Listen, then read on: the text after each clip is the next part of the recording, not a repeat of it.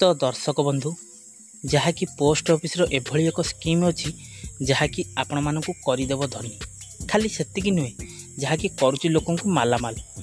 तो दर्शक बंधु ये पोस्ट ऑफिस एटा कौ स्कीम ये यार योग्यता कौन रही यार डॉक्यूमेंट कौन दरकार यार इंटरेस्ट केते रही यार संपूर्ण इनफॉरमेशन मुझे आपण मानक ये वीडियो देदेवी।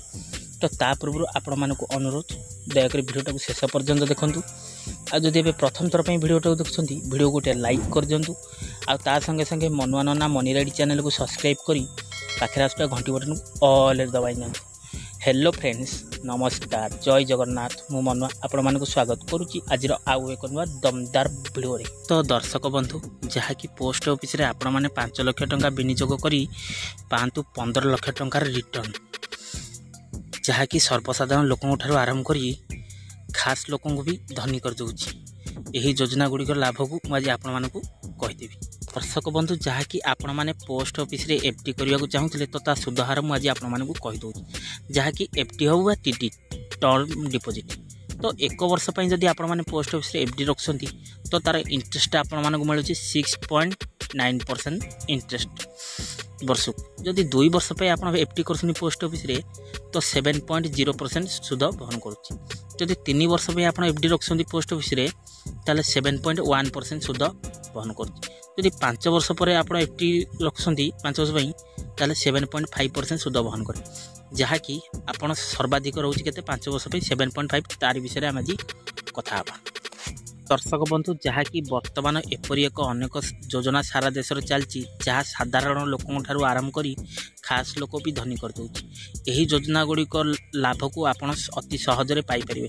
जदि आपणकर परिवार रे एक शिशु जन्म हुए तेबे आपण पीपीएफ किंबा सुकन्या भली योजना आपण टंका विनियोग करथांती किंतु आज आम एभली एक स्कीम आपन कहबू जहाँ आपन को विपुल संख्यार रिटर्न दब जहाँकि टीडी टाइम डिपोजिट।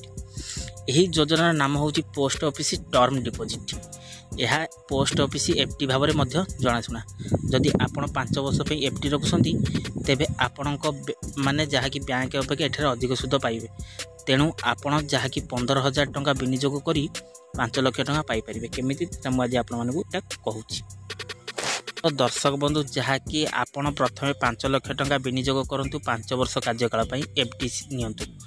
यह उपर जहाँकि आपण को आगुरी कही 7.5% सुध पाइबे जहाँकि पोस्ट ऑफिस टीडी रे।